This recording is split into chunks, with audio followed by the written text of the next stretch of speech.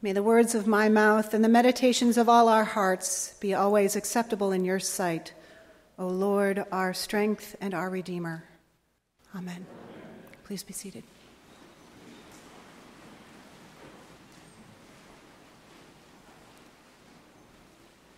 Good morning.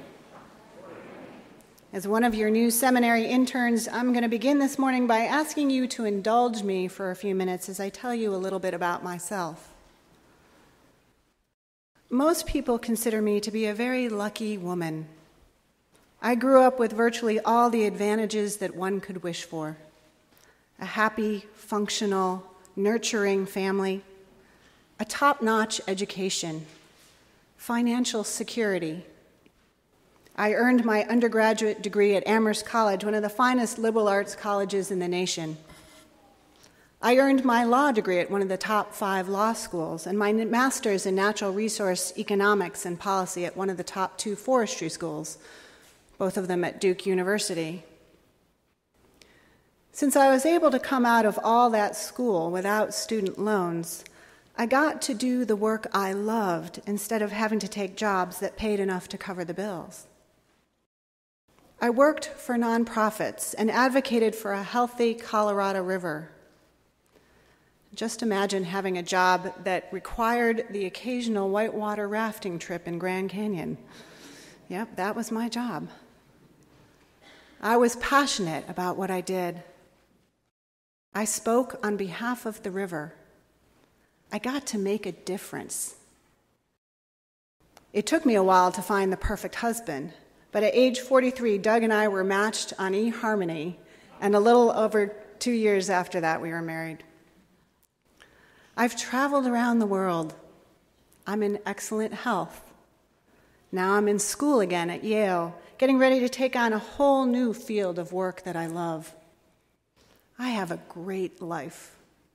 The blessings I have experienced have been abundant. Yet I have friends who feel that they got the short end of the stick. They tell me that it's not fair that everything seems to go right in my life while everything seems to go wrong in theirs. Disease, crime, heartbreak, divorce, loss, death.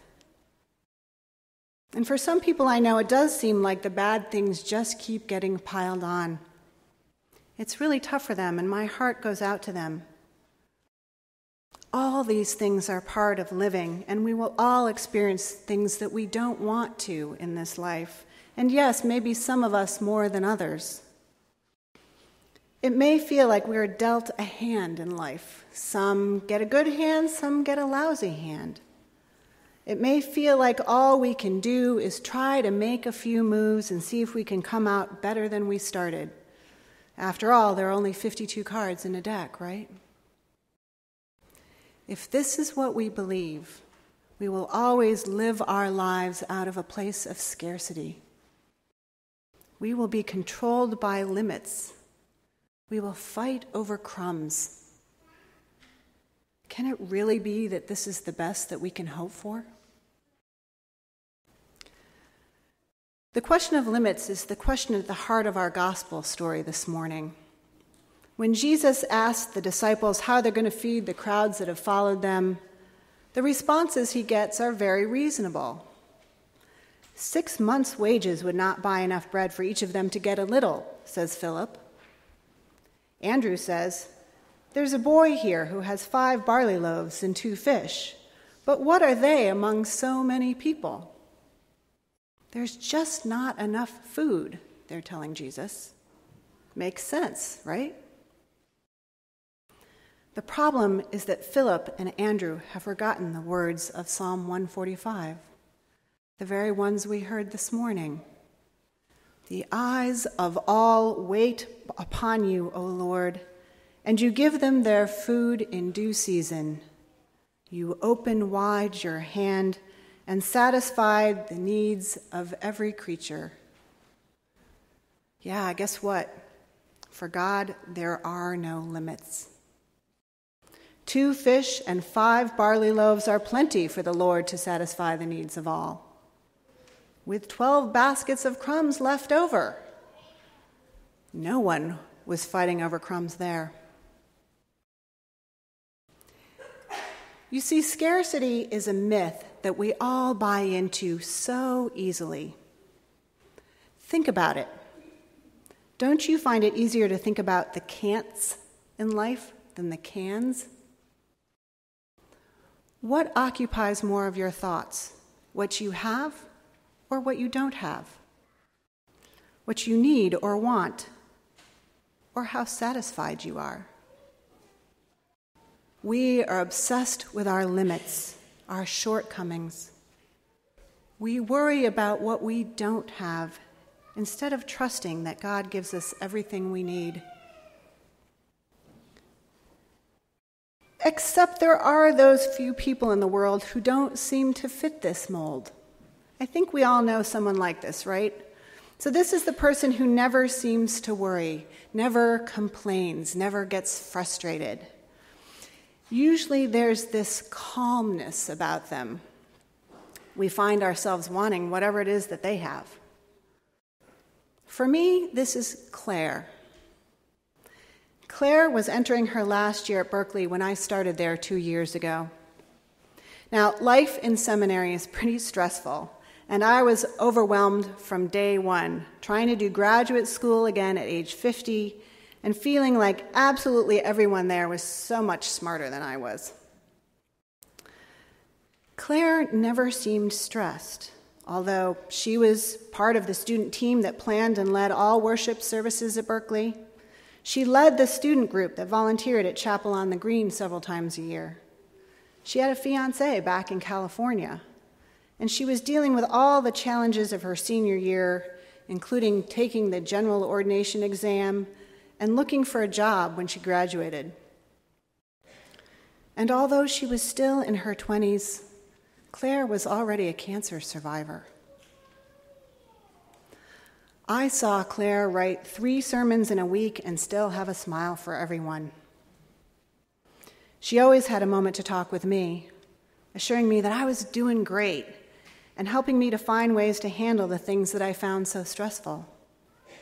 She never raised her voice, never interrupted anyone, never seemed impatient. It was as if nothing was a problem for her. I found myself wondering, how do I get whatever she has? Now, the Claires of this world are not born with something that the rest of us are not. They haven't discovered some hidden wisdom that the rest of us can't access. The reason that the Claires of the world are different from you and me is because they trust. They trust in an abundance that their experience as limited human beings can't verify. They trust in the words of the psalm that we spoke this morning, that the Lord upholds all those who fall, that the Lord satisfies the needs of every living creature, that the Lord is near to all who call upon him faithfully. The Claires of the world can't figure out how to feed 5,000 people with no money and no food, but they trust that the Lord will find a way to feed them. The Claires of the world trust that the hand that we seem to be dealt in life is never the end of the game, because they know that Jesus Christ is our wild card. Through him, all things are possible, even those things we can't even dream of. You see, it's not hard for us to be Claires also. Jesus came to show us the way, and he invites us into a new landscape of reality. All we have to do is say yes. All we have to do is replace can't with can.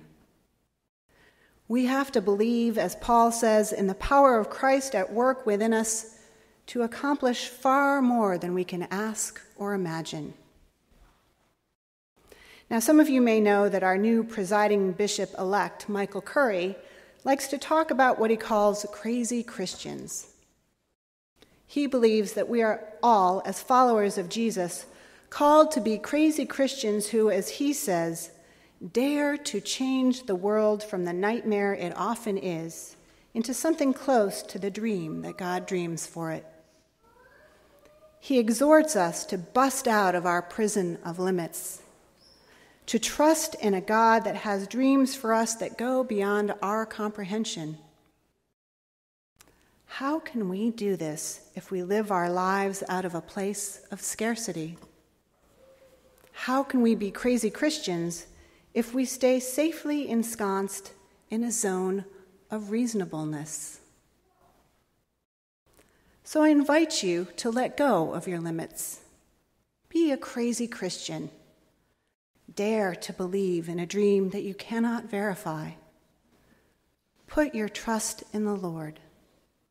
Your life of abundance awaits you. Amen.